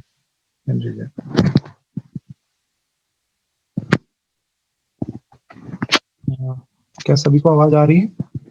हाँ जी मुझे आ रही है। आप सभी अपना माइक ऑन कर सकते हैं। आ रही है शुभम जी, आ रही है। सर नमस्कार। जी नमस्कार। हाँ सर, मैं शैल मिश्रा MP रीवा से बोल रहा था। जी बोलिए मिश्रा जी। सर मैं जानना चाह रहा था, अंजीर सर क्या लाल मिट्टी में हो सकता है सर, कैसा रहेगा? लाल मिट्टी से आश्रय क्या है? कंकर पत्थर है नीचे? हाँ सर, रेतीली मिट्टी है थोड़ी सी, मतलब देखिए रेतीली अगर है तो बहुत अच्छा होगा, लेकिन अगर कंकर पत्थर है ज्यादा, समझ लीजिए 2-2.5 फुट के बाद अगर पत्थर आता है, 3 फुट के बाद, तो कोई दिक्कत नहीं। लेकिन अगर आपकी अच्छी बढ़िया सॉइल है, लेटराइट भी अगर है तो भी चलेगा, लाल भी चलेगा, कोई दिक्कत नहीं। बस लेकिन जो कंडीशन अगर आपने ध्यान से सुना हो तो 2 कंडीशन फुलफिल होना चाहिए सॉइल के हिसाब से। एक कंडीशन सॉरी, कि आपकी वेल ड्रेन्ड सॉइल होना चाहिए और उसकी वाटर होल्डिंग कैपेसिटी ठीक ठाक होनी चाहिए। 100% रेतली जमीन होगी तो फिर आपको फ्रिक्वेंटली पानी देना पड़ेगा। जी जी जी शरण जी, बस आपकी मिट्टी में पानी नहीं भरता हो और रीवा की जैसी आपकी मिट्टी है, अगर आपका निचला क्षेत्र नहीं है तो आप बिल्कुल लगा सकते हैं वहाँ पे। नहीं, वो तो ऊंचाई पे है, और सबसे बड़ी चीज ये है कि पानी जो मिट्टी है, वो अपनी लैंड है, वो स्लोप में है। बहुत पानी रुकने का वहाँ पे तो सवाल ही नहीं है। मतलब ये है कि उसकी प्रोडक्शन में कोई कमी या वाटर स्वेलिंग में, मतलब अपन को बार बार देना पड़ेगा, ऐसा कुछ? देखिए कुछ बातें ऐसी होती है ना कि जैसे अभी मैंने बोला, वो सब आपके लिए थ्योरी है, ठीक है, और वो जमीन के टाइप हर चौथे खेत में बदल जाता है। तो ऐसा अगर आपको डाउट लगता है तो पहले थोड़े से पौधे लगा के आप देख लीजिए, 10-12 पौधे लगा लीजिए और 6-8 महीने में आपको रिजल्ट मिल जाएगा उसका। 4 महीने में मिल जाएगा जी, उसकी ग्रोथ देख के आपको समझ में आ जाएगा, फिर आप आगे बढ़िए ना, कोई जल्दी। अपने नहीं, अपने एक समस्या है, दीमक का प्रकोप बहुत ज्यादा है अपने, क्योंकि लाल मिट्टी है। देखिए दीमक का प्रकोप अगर है तो उसके बहुत तेरे इलाज हैं। जैविक, केमिकल में आपको कुछ नहीं बता पाऊंगा। जी जैविक इतने उपाय हैं कि आपके यहाँ दीमक आएगी ही नहीं, और आएगी तो पौधे के पास नहीं आएगी, कुछ नहीं होना है। जी सर, धान की जमीन है और चिकनी मिट्टी है। कौन सी मिट्टी है सर? चिकनी मिट्टी बिल्कुल। नहीं, पहले आप कुछ बोले, कहाँ की जमीन है? धान वाली जमीन है सर, पैडी। ओ, तो वो तो डेप्थ में होगी ना सर, गड्ढे में होगी। नहीं सर, गड्ढे में नहीं है, अभी पानी निकल सकता है, वाटर होल्डिंग कैपेसिटी बहुत ज्यादा है। ओके, तो देखिए इसको हम ऊंचे बेड बना के लगा सकते हैं या कैसे सर? देखिए इसमें मैंने बताया ना, दो ही चीजें हैं कि वाटर होल्डिंग कैपेसिटी भी मतलब सिर्फ नमी रहना चाहिए, पानी भी नहीं रहे, वो पानी तो ऐसा ना हो। पानी तो पीते हाँ ही चाहिए। जी, पानी तो सोखती ही नहीं, पानी ऊपर वाली लेयर में ही रह जाता है, जिस तरह धान में भी पानी खड़ा रहता है, खत्म नहीं होता इसमें। तो बस ठीक है ना, बेसिक रिक्वायरमेंट यही है कि पानी नहीं रुकना चाहिए, किसी भी टाइप की मिट्टी हो, और मिट्टी होना चाहिए। थोड़ा बहुत कंकर पत्थर चल जाएगा, बट बढ़िया हो सकता है, बहुत अच्छा हो सकता है। कंकर पत्थर नहीं है, बट सर क्ले है। क्ले है, हाँ जी, तो क्ले तो फिर वो स्प्लिट होती होगी ना, फटता होगा, केक बनता होगा सॉइल का, हाँ जी, हाँ जी, हाँ जी। और बारिश में बिल्कुल रगड़ा हो जाता होगा, रबड़ी बन जाता होगा, खेत में चल नहीं पाते होंगे। बहुत जबरदस्त है। तो फिर बारिश में कैसे क्या करेंगे सर? अगर बारिश ढाई में अगर बेड बना लें ऊंचे, भाई आप रेस बेड बनाने की बात कर रहे हैं, और आप एक तरफ बोल रहे हैं कि आपकी नॉन कोहेसिव सॉइल है, तो बेड कैसे बनेगा? आप पाँव रखेंगे और दहक जाएगी, डरक जाएगी ना वो तो। हाँ जी, हाँ जी। हाँ, तो आप उसका बेड कैसे बना पाएंगे? बड़ी मुश्किल से आप बेड बनाएंगे, 4 फुट का बेड बनाए जाएंगे तो 1.5 फुट का बेड बनेगा, पहली बात तो। हाँ जी, और हाँ, और फिर उसमें मान लो पानी पड़ा तो पानी के साथ बह जाएगा नहीं आपका पाँव। बहता नहीं है सर वो। बंध जाती है, मिट्टी बंध जाती है ना। हाँ जी, बन जाती है सर। हाँ तो फिर ठीक है, देख लीजिए आप, लेकिन आप भी ऐसा ही करिए, 10-15 पौधे लगा करके एक बार टेस्ट कर लीजिए, 6 महीने में सब पता चल जाएगा, ज्यादा टाइम नहीं लगता है इसको। और पौधे कहाँ से लें सर? बहुत सारी नर्सरियां हैं, और नीमाटोड की समस्या से बचने के लिए कहाँ से इसके अच्छे पौधे लें? देखिए पौधे इंडिया में बहुत सारी नर्सरीज हैं, आपको किसी भी नर्सरी से पौधे मिल जाएंगे, आप तलाशिए। आपको और क्या कॉस्ट लगेगी पौधे की सर एक किसकी? ये तो नर्सरी नर्सरी डिपेंड करता है सर, आप नर्सरी वाले से पूछेंगे तो आपको बताएगा, लेकिन लगाने। हाँ पूछिए पूछिए। ताइवान के है और ये फलाना देश के हैं, वो भी है या इंडियन है सारे? नहीं नहीं नहीं, ताइवान में नहीं होता, ताइवान की कोई वैरायटी नहीं है। देखिए मैंने आपको बताया, अंजीर उगाने वाले देश मैंने सारे नाम गिनाए, है ना? Turkey, Egypt, Morocco, Afghanistan, Iran, Tunisia, Algeria, ये जितने मिडिल ईस्ट के और मेडिटेरियन जो जोन है ना, वही होता है। इंडिया, कैलिफोर्निया, ये वही होते हैं। तो ये ताइवान से आपका पपीता मिल जाएगा, आपको गुआवा मिल जाएगा, ये नहीं मिलेगा। ठीक है जी। दिक्कत हमारे यहाँ ये है ना नर्सरी वालों में। आपका कोई व्हाट्सएप ग्रुप है सर? मैं बलराम ग्रुप में हूँ सर, आप मैसेज डालिएगा ना, कोई बात नहीं, मिल जाएगा मुझे। ठीक है सर, ठीक है। देखिए आप सभी प्रश्नकर्ता से ये बहुत विनम्र अनुरोध है कि पहले आप अपना परिचय दें, आप कहाँ से हैं, इसके बाद आप अपना सवाल रखें। सर मैं सुखविंदर सिंह, फतेहाबाद, हरियाणा से हूँ सर। जी धन्यवाद। अगला आपका जिनका भी सवाल हो आप अपना परिचय दें। दिग्विजय सिंह बिश्नोई जी, आपका हैंड रेज है, आप प्लीज अपना सवाल रखें। डॉक्टर साहब नमस्कार, मैं दिग्विजय सिंह बिश्नोई श्रीगंगानगर राजस्थान से बोल रहा हूँ। हाँ जी बोलिए। मैं पूछ रहा था इसके अंदर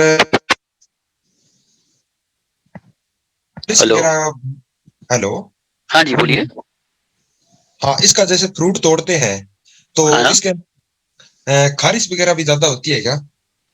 क्या होती है खारिश? हाँ जी, हाँ जी, हाँ जी। मतलब फ्रूट खारा होता है क्या ऐसा? नहीं, ये सवाल पूछ रहे हैं कि पौधों से, पत्तों से, या जैसे ग्वार की फली में या भिंडी में होती है, आपका सवाल हाँ। बताइए। हाँ जी, खुजली क्यों नहीं होती है, ऐसा ही है सवाल जी। अच्छा हाँ, मतलब खुजली तो नहीं आती? हाँ जी, हाँ जी। हाँ नहीं नहीं, देखिए इसका जवाब हाँ में भी और नहीं में भी है। हाँ में इसलिए है कि कुछ लोग एलर्जिक होते हैं, इसका जो वो लेटेक्स दूध निकलता है ना, वो अगर टच हो जाए तो वो कुछ लोग एलर्जिक होते हैं, तो जो आप बोल रहे हो वो प्रॉब्लम हो सकती है, खुजली।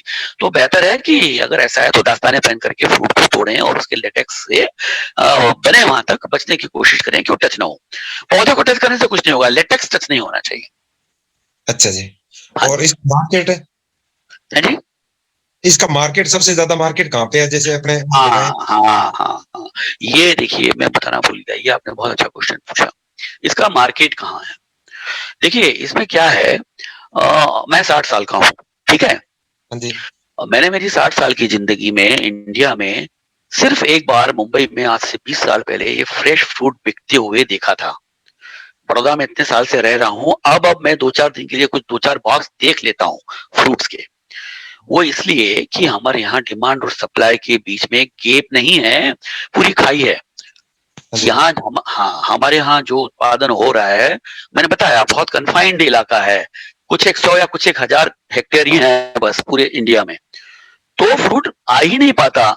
60% लोगों को पता ही नहीं है कि इसका फ्रेश कंजम्पशन भी हो सकता है।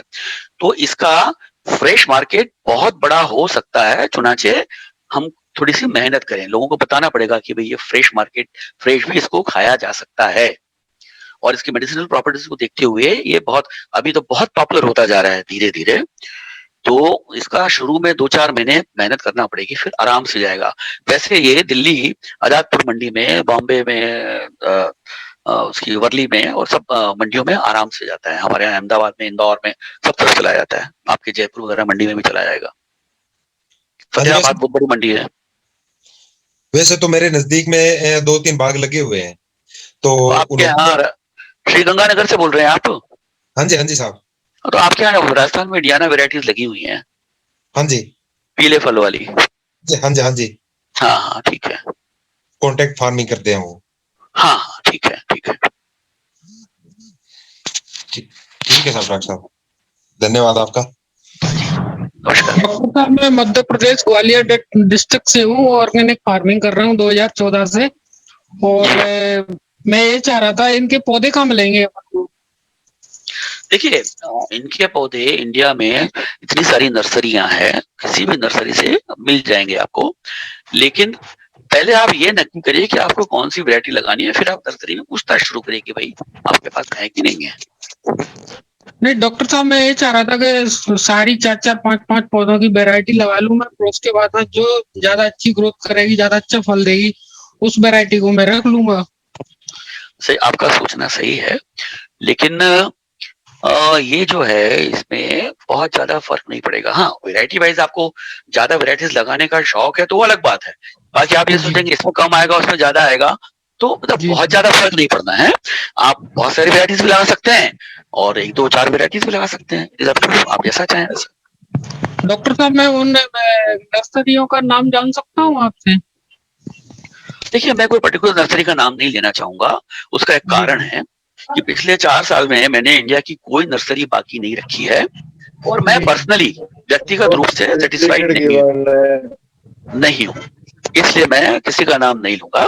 आप खोज सकते हैं, नेट पे बहुत सारी अवेलेबल हैं। मैं मेरा व्यक्तिगत अनुभव शेयर कर रहा हूँ, जो पता नहीं मुझे करना चाहिए था कि नहीं करना चाहिए था। जी क्योंकि मैं आपको किसी का नाम बता दूं और आप चीटिंग का शिकार हो जाएं तो वो कहीं ना कहीं मेरे ऊपर भी आता है। जी बिल्कुल सही बात है। डॉक्टर साहब बहुत बहुत धन्यवाद आपको जानकारी देने के लिए। जी नमस्कार। सर मैं एक चीज जानना चाह रहा था कि बेस्ट वैरायटी कौन सी है? आपका परिचय दीजिए प्लीज। सर शैलेंद्र मिश्रा बोल रहा हूँ, एमपी रीवा से। अच्छा, हाँ रीवा से। हाँ जी। देखिए बेस्ट वैरायटी, हाँ ठीक है। देखिए बेस्ट वेराइटीज, अब आप मुझे बताइए, दुनिया में 800 छोड़ दीजिए, 600 वेराइटीज हैं, है ना। और बेस्ट कोई एक अल्टीमेट चीज नहीं होती है, कंपैरेटिव स्टेटमेंट है। शैलेंद्र मिश्रा जी मुझसे ज्यादा लंबे हैं तो किसी और से छोटे भी होंगे। जी बिल्कुल, आपसे छोटा हुआ ऐसा मेरे को लग रहा है। नहीं, हाइट की बात कर रहा हूँ मैं, हाइट की बात कर रहा हूँ। हाइट और दोनों में। हाँ, तो ये चीजें है ना, अल्टीमेट नहीं है, अंतिम नहीं है, ये सब कंपैरेटिव है। तो अपने एमपी जोन के लिए बने, एमपी में हो गई रीवा में कौन सा वैरायटी का बेहतर है जो ग्रोथ करे और आउटपुट अच्छा है, ये पूछने मतलब मेरा था, क्यों क्लाइमेट पे भी। हाँ ठीक है। तो पहले आप ये नक्की करिए कि आपको किस वैरायटी में इंटरेस्ट है। पूना रेड है अपने यहाँ की, दिनकर है ना, ये 2 अपनी इंडियन वैरायटी है, बाकी बाहर की वैरायटीज हैं, तो उस हिसाब से आप आगे चलिए। हेलो प्रवीण जी, आपका कोई सवाल है? सर ये पूछ रहा था जिसका मार्केट में डिमांड हो और आउटपुट अच्छा निकले, कमर्शियल। हाँ कमर्शियल।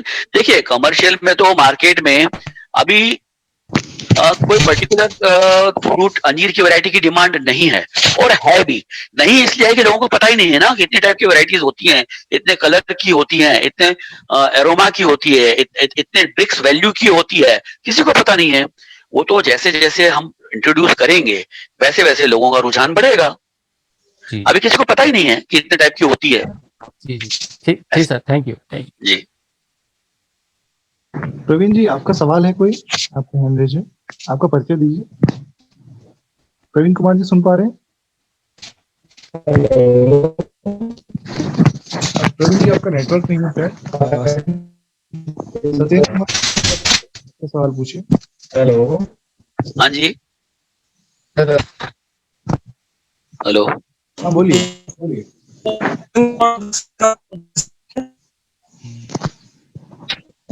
शायद नेटवर्क की प्रॉब्लम है, आपकी आवाज नहीं आ पा रही है। आपसे अनुरोध है आप अपने सवाल जो है चैट बॉक्स में लिखिए। और भी किसी का सवाल है जो आप पूछना चाहें यहाँ पे? शिव सर आप चैट बॉक्स से सवाल ले सकते हैं। हाँ देख रहा हूँ शुभम, देख रहा हूँ। आप में से किसी और का कोई सवाल है? जी किसी और का भी कोई सवाल हो तो आप पूछ सकते हैं, आपका परिचय देते हुए। सर, मैं बसंत वर्मा बोल रहा हूँ, हरदा मध्य प्रदेश से। नमस्ते वसंत। नमस्कार नमस्कार वर्मा जी, नमस्कार। नमस्कार सर। जैसे आपने बताया कि इसकी सेल्फ लाइफ बहुत कम है, तो इसको हाँ, प्रिजर्व कैसे करें? और चूंकि इसमें औषधि गुण ज्यादा होते हैं, तो क्या प्रिजर्वेशन ठीक है क्या इसके लिए? क्या जैसे क्या ज्यादा होते हैं, क्या ज्यादा होते हैं? मैं सुन नहीं आपने पाया बोला सर। इसकी सेल्फ लाइफ कम कम होती है, हाँ, कम होती है बिल्कुल। तो इसको प्रिजर्व कैसे किया जाता है? और हाँ इसकी हाँ इसमें हाँ औषधि गुण हाँ होते हैं, तो क्या वो उचित है क्या प्रिजर्वेशन इसका? हाँ हाँ, आपका सही सवाल है। देखिए, प्रिजर्वेशन फ्रेश फ्रूट जो है ना, उसको बहुत कम टाइम तक, जैसे मैंने बोला 3 से 7 दिन तक, ठीक है। ओके। और नॉर्मल रूम टेम्परेचर पे ओपन कंडीशन में 2.5-3 दिन तक रख सकते हैं। 0 डिग्री सेंटीग्रेड पर लगभग 80 to 90 डिग्री रिलेटिव ह्यूमिडिटी में इसको आप 7 दिन तक से 7 से 10 दिन तक रख सकते हैं, अच्छा। उसके बाद नहीं। लेकिन अगर लंबे टाइम तक आप इसको स्टोर करना है तो आपको इसको डिहाइड्रेट करना ही होगा। और डिहाइड्रेट करने के बाद आप इसकी शेल्फ लाइफ कैसे इसको रखते हैं स्टोर, उस पर डिपेंड करता है। जैसे फ्रीज ड्राइड अगर होता है तो उसकी लाइफ 10 साल तक भी हो सकती है जी। है ना। और उसके औषधीय गुण उसमें वैसे के वैसे ही रहेंगे, कोई फर्क नहीं पड़ता। जी। चैट बॉक्स से कैलाश शर्मा जी का एक सवाल है कि पंजाब और हिमाचल जैसे ठंडी इलाकों के लिए कौन सी वैरायटी सबसे बेस्ट रहेगी, या कोई ग्रुप जो वहां पे सबसे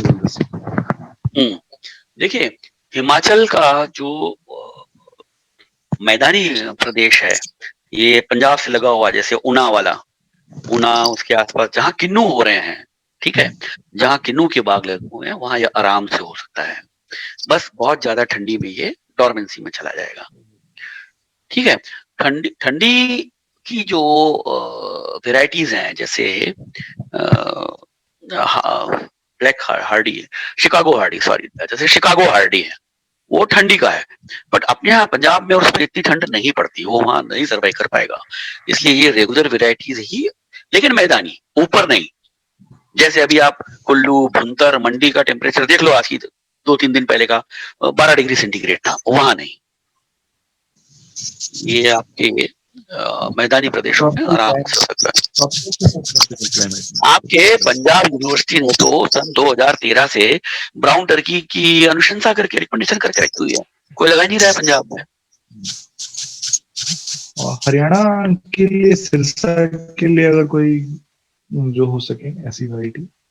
हाँ, हरियाणा में लगा रहे हैं ना, ब्राउन टर्की लगा रहे हैं हरियाणा में, भी चालू है लोगों का लगाना। क्या कोई और भी सवाल है जिनके आज के? नहीं शिवम जी, और कोई सवाल नहीं है चैट बॉक्स में नहीं। ठीक है, आज का जो ये सेशन है हम इसकी समाप्ति की तरफ हैं। अब जैसा कि कोई भी सवाल नहीं है, तो अपने बीच में हम जितने भी लोग अभी लास्ट तक इस सवाल, इन सारी चर्चाओं को सुन सके हैं, इसका एक धन्यवाद ज्ञापन का दौर आ चुका है।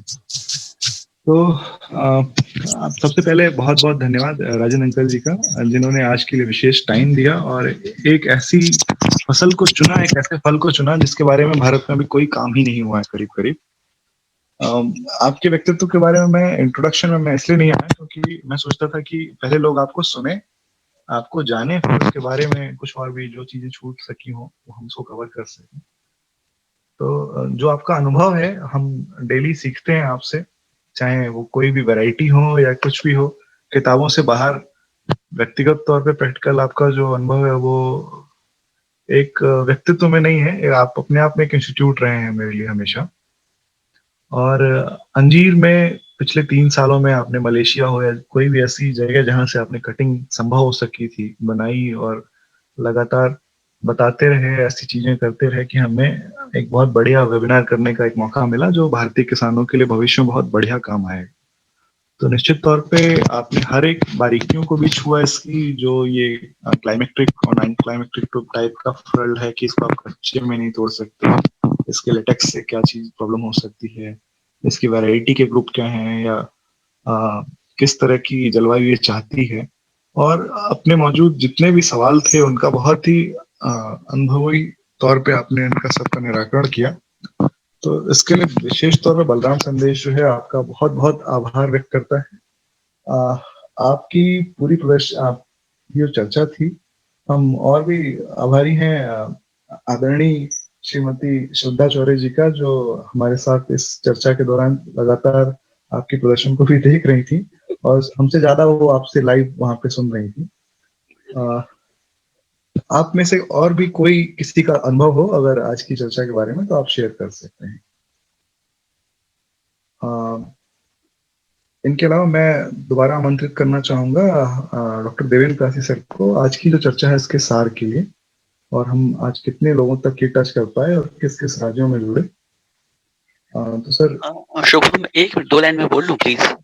जी जी। प्यासी सर के बोलने से पहले मैं ये कहता हूँ कि इस समूह में मुझे आप जैसे सब लोग मिले, आदरणीय ऊर्जा से और ज्ञान से भरपूर, वो मेरे लिए हमेशा प्रेरणा स्रोत रहे हैं। जैसे प्यासी सर हैं, मैं भी सरकारी नौकरी में रहा हूँ, सरकारी तौर तरीके जानता हूँ, बावजूद इसके उनके काम करने का तरीका जो है वो मुझे बड़ा अच्छा लगता है कि सरकारी सर्विस में होने के बावजूद व्यक्तिगत तौर पर इतना इंटरेस्ट लेना, ये शायद मैं ही समझ सकता हूँ। 35 साल से सरकारी नौकरी की है।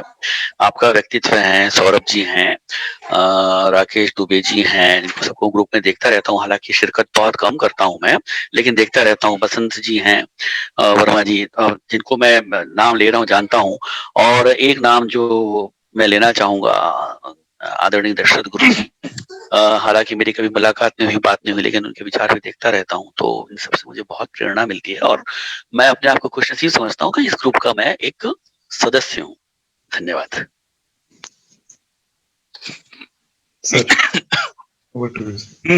सौरभ जी निश्चित रूप से, शुभम जी निश्चित रूप से आज बहुत कुछ, मतलब आज लगा कि यदि आप में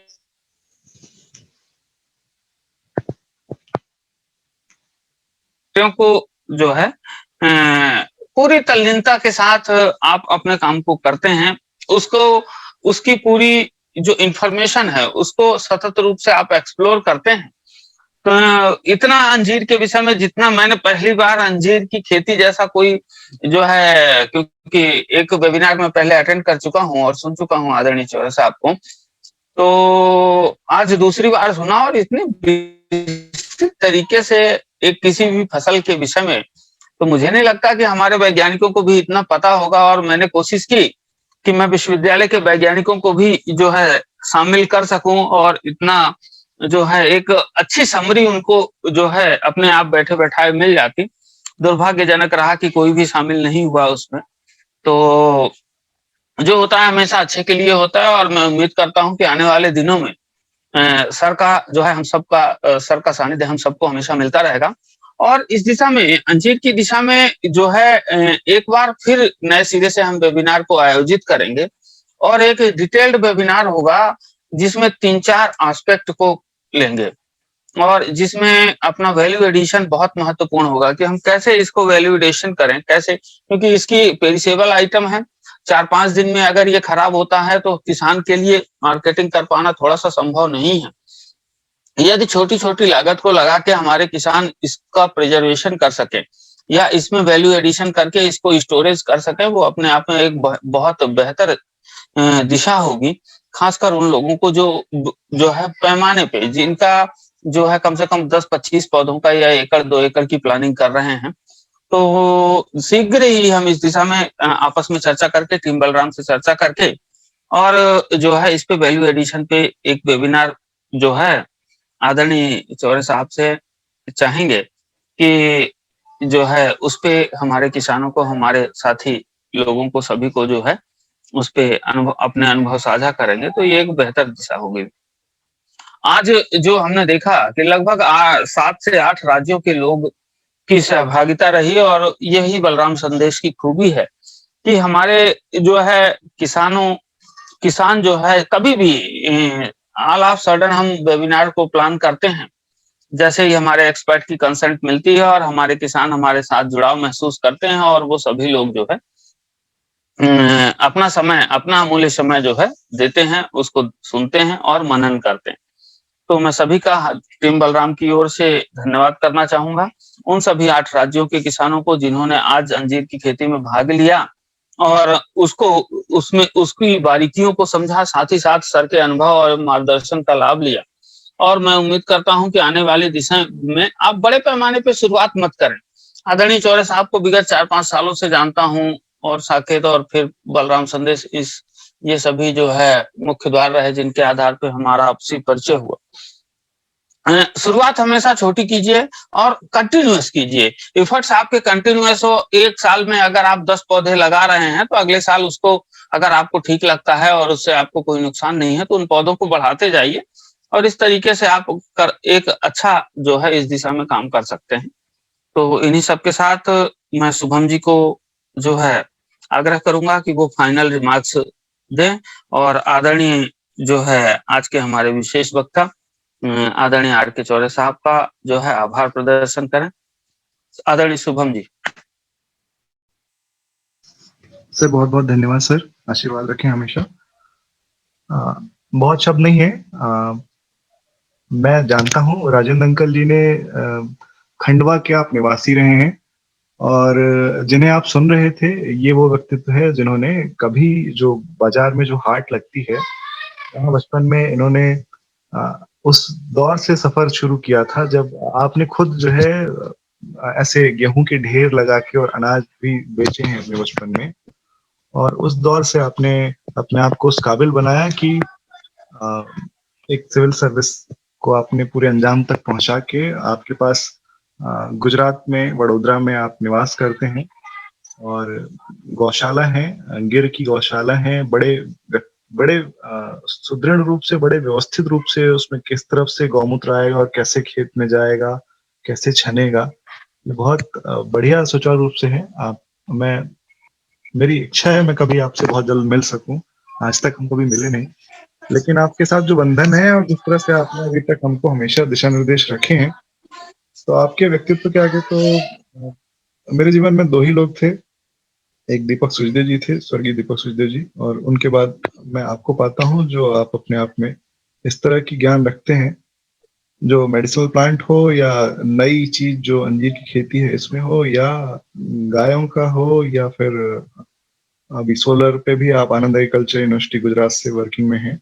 कुछ और नए आप प्रोसेस भी सर्च करते रहते हैं, और पुरानी चीजों पे भी आपका बहुत गूढ़ परिचय है। तो मेरे संभव तो नहीं है कि मैं आपको कहीं एक जगह कहीं सीमित करके सोच पाऊं कहीं पे। हम लगातार सभी लोग जुड़े रहेंगे, और बलराम संदेश बहुत शीघ्र आपको दोबारा से कोशिश करेगा कि आप एक नए जो स्पेशल एक पार्ट और बड़ा रह जा रहा है अंजीर की प्रोसेसिंग स्पेशल, तो उसके बारे में एक अच्छा आप प्रोग्राम कभी कर सकें।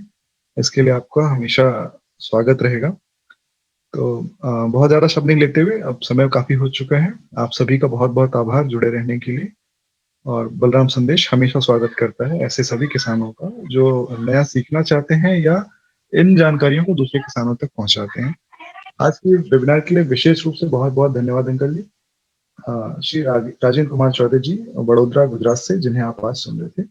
जय बलराम, धन्यवाद। जय बलराम।